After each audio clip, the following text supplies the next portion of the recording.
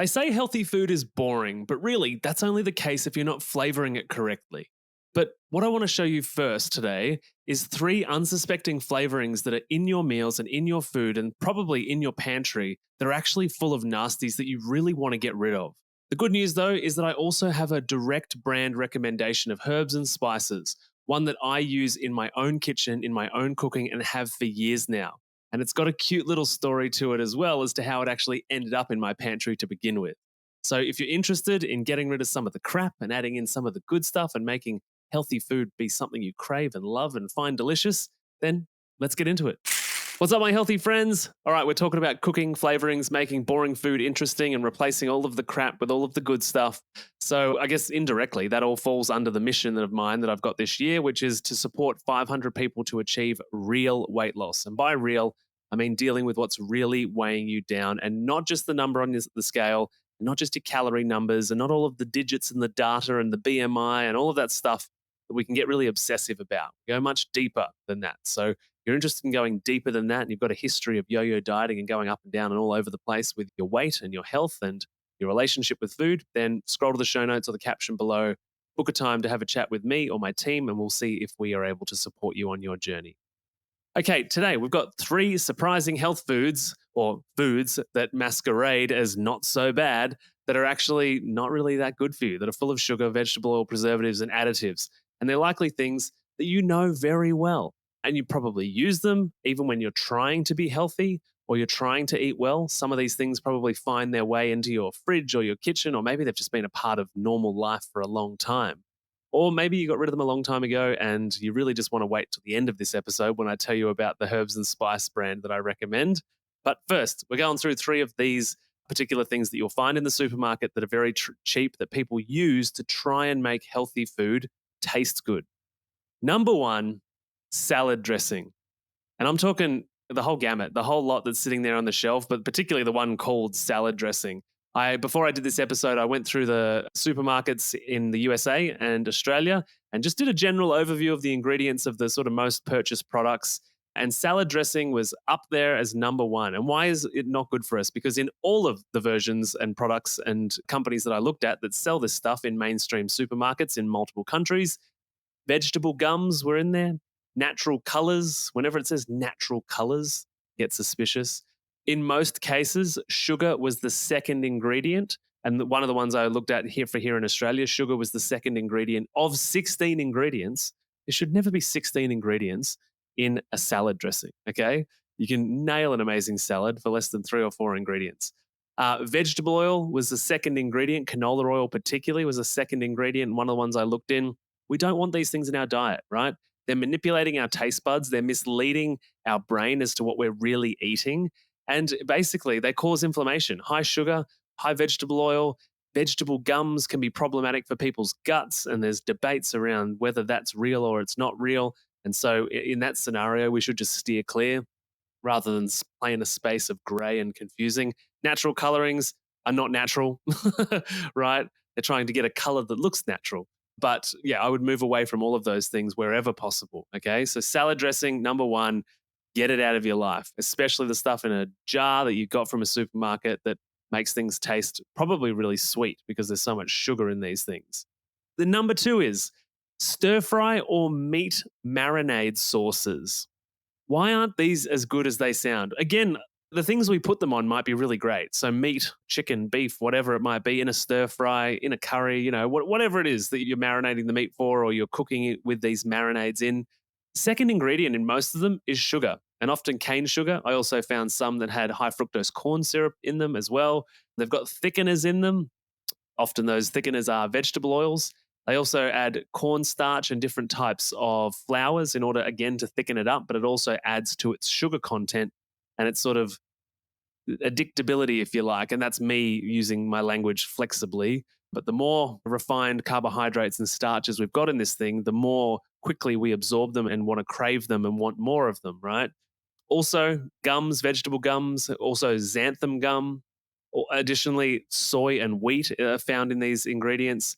And again, the lowest number of ingredients for the ones that I saw at supermarkets here in Australia was 9 ingredients in these, and the most was 25.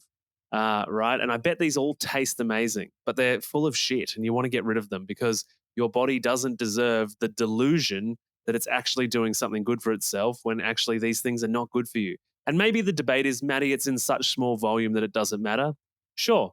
But if you're doing this for 30 years, the accumulation of any bad habit eventually has some kind of outcome that's not good for you, okay? And we don't want to accumulate 1% damages or 0.1% damages over a lifetime every single day because we're going to wipe years off our life. I'm obviously extrapolating my language with the assumption that people that don't eat well eventually suffer the consequences. And would argue that it's pretty difficult to debate that, right?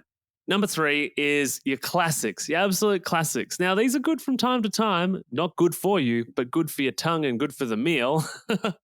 Tomato, barbecue, and mustard sauces. Those sort of mainstream sauces in the USA, ketchup, obviously, and tomato sauce is much bigger here in Australia. But again, we've got the same kind of stuff in them: sugar, natural flavor, food colorings, thickeners, wheat, sugar most often is the second ingredient, and at a volume that is very surprising for just a simple single serve. And a single serve is one much tinier than you would ever actually put on a sausage or on your food. But by the time you've put what you would normally put on there, you're rocketing towards your daily recommended intake of sugar. And that's just with the tomato sauce or the barbecue or the mustard that you've put on there. Of those three, mustard's often the safest, but safe is probably the wrong word to use. It's the least toxic, is a better way to put it. So I'm encouraging you to think differently about salad dressings, stir fries, or meat marinades, and tomato and barbecue and mustard sauces. Sure, they make things great, but there's healthier options. And I want to tell you about the brand that I use when it comes to making food super healthy. Now, the reason that I like this brand is because I've known the person that created the company since she was really little. And actually, for a long time when she was younger, she wanted to be a chef and she had different ideas about how she was going to do that. Maybe she's going to be a dessert chef or a pastry chef or whatever. And then eventually left high school, got into chef school and being an apprentice, and now has spent many years at the top as a head chef. And she's been doing this herb and spice business for a couple of years, which is called Meg'La Chef. And you can find her stuff on Instagram or on her website at meglachef.com. And she's got amazing herbs and spices, things like ranch seasoning, tandoori, buttered chicken, bolognese, burger seasoning if you're making your burgers from scratch, all sorts of different things. But the ones that I have used literally for years over and over and over again, taco and Texas barbecue rub. The taco seasoning is amazing, and there's no crap in it like the taco seasoning in the supermarket. The Texas barbecue rub, both of those, fantastic. One that gets used all of the time is roast vegetable seasoning, especially in winter. We always use that one in this house. And another one of my favorites is pepper steak. I cook steak a lot, and the pepper steak is immaculate.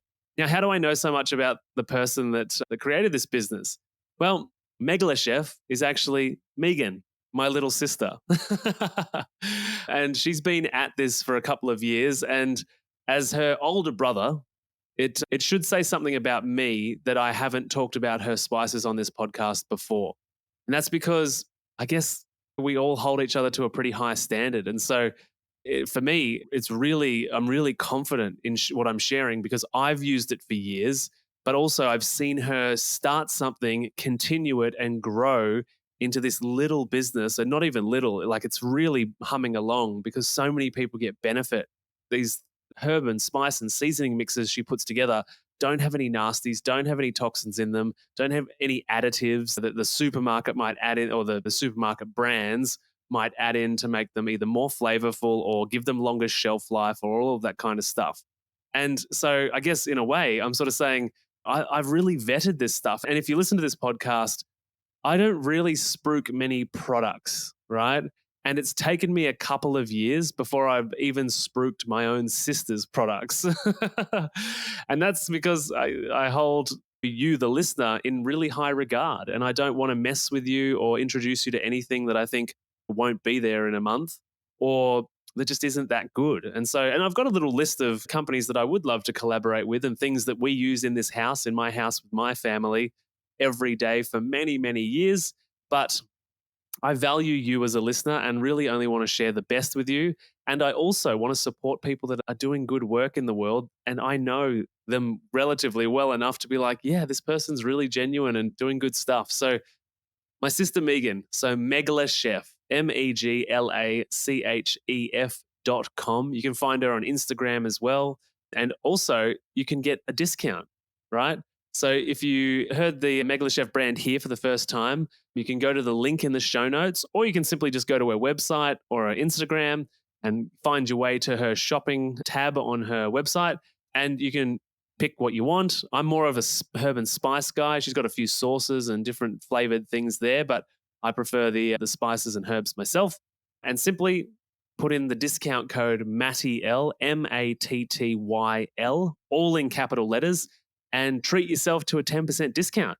And I have it on good authority. That discount will be there for as long as time, basically. So whenever you're listening to this episode, and you want to make your food more tasty, your veggies more tasty, your steak more tasty, the meat that you're cooking that you want to put in the slow cooker, if you want it to be tastier, then trust me, Meg'La Chef spices are incredible. And I literally use them all the time. And when we have a family gathering, I'll text the family chat and say, hey, Meg, I need more Texas barbecue rub. Can you hook me up? And then she'll bring me this big bag of it. And we just smash through it, especially the taco.